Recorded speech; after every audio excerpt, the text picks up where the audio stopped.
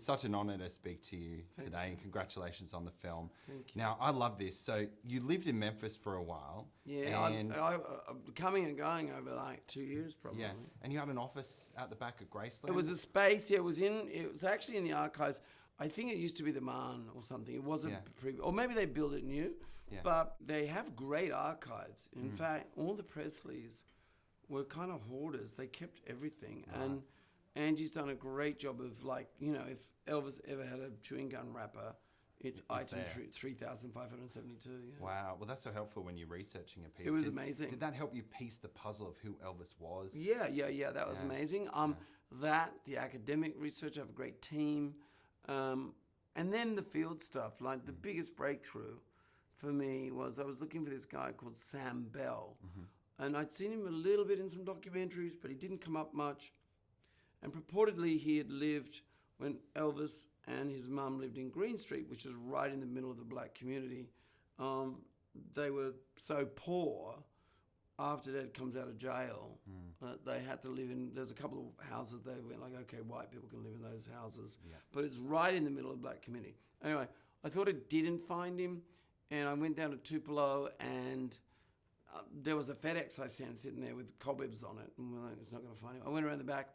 His wife said, oh, he's in hospital. Right. So he came out, I found he was an amazing man, and he took me all around Green Street. And the thing that confused everyone was that the street was Green Street. They put a highway through, so they moved the street. There were two different streets. The story in the movie where the little kids all run around together, he told me that verbatim, including when the preacher grabs him and says, leave him be, he's with the spirit. Wow. So that kind of stuff is meeting people who knew him or people in the field. And, you know, I could research and live any subject forever and not make the movie. That I love. And now, Austin brings such incredible humanity and authenticity to the character of Elvis. How did you collaborate together to find that layer of his performance?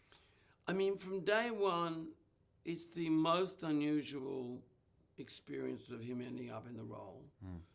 He will tell this now himself. I knew he lost his mum, but he loses his mum at the same age as Elvis, and he's kind of almost destined to play the role, but thinks, how will I ever do it? And there's a moment when he has this nightmare and he self-records him singing his song, and it ends up at my desk, and I'm like, what is that?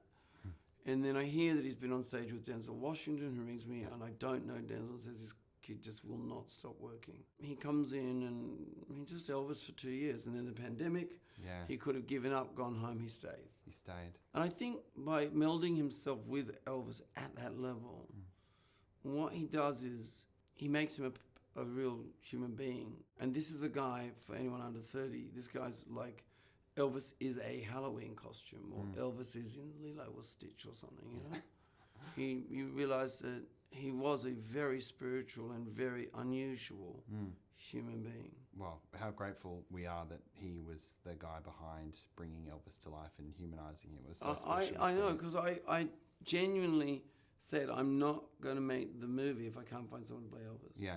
Which I didn't think I would. Right, thank God. Now, it's an interesting choice to frame the film through the villain of the piece in Colonel Tom Parker. Well, is he a villain? Well, according to him, no. Yeah, that's true. Some say I am the villain of this movie. Yes. Now, why did you choose that route, and what convinced you that Tom Hanks could do it? See, I didn't set out per se to do a biopic. I love this idea that Shakespeare would take a historical figure and explore a bigger idea. Yeah. And the go-to for me in contemporary sense is Amadeus. Amadeus. Is it about Mozart? Well, it's actually a guy called Salieri's story. And Salieri goes, I was the most famous composer in the world. Heard my tunes? Ding, ding, ding. We go, no. Heard this one? Dun, dun, dun, dun, dun, dun, dun, dun. Oh, we know that one. Yeah, Mozart. Yeah. His anger that God would put genius inside someone like that piglet of a person. So the show is about jealousy. And I wanted to kind of explore America in the 50s, 60s, and the 70s. And the click-in was learning about never a Colonel, never a Tom, never a Parker. Because he's the great seller, the great huckster, the carnival barker. He's looking for a carnival act. And he sees this kid's effect on the new invention called teenagers. Yeah. And he goes, wow, I can really, like, this is the best act I've ever seen. Yeah. And the tension between the cell and the soul and the brand and the spirit, like these tensions, when they're in concert, when they're in balance, it's a good thing. When they get out of balance, when it's just about cell, you kill the spirit. And that's kind of the story. Yeah, yeah. And I feel like we in the world, we're getting to that place. We're in that place. Yeah, we still are. Well, we got to that place, and now we're suffering the consequences. We've got these tectonic plates of history sort of creaking. We're just giant things are going to explode one after the other, which is happening right now. Yeah. Now, I want to talk about this just quickly. The mixing of Austin and Elvis's voice, especially like later in the film in the 60s, 70s, is such a triumph in sound mixing. What was it like to get the balance right there? Was it a challenging task to find that sound? Well, the early stuff of Elvis, I've got a label called House of Ione. I've had it for a while with RCA. And actually, as a historical fact, the Colonel, who has this huge gambling addiction, sells the entire Elvis collection to RCA for a pittance. So it allowed me to go in and just examine so much vocals without anything on them of Elvis. But you cannot use all the early 50s stuff in a movie because it's all mono. So I thought, well, I get a voice singer to do it. But Austin said, well, I think I can have a go at singing it. I said, sure. So do you sing much? He said, to my girlfriend. And it was astounding. He just learned to sing like Elvis. He's amazing. He sings that. And then in the 60s, we transition into more real Elvis. There's a few moments when it starts with Austin and it goes into Elvis.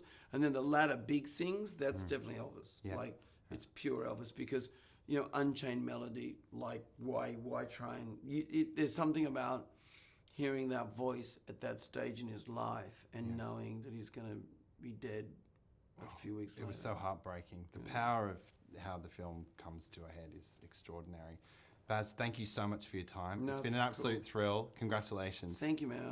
I like chatting to you. Thanks so much. Cool.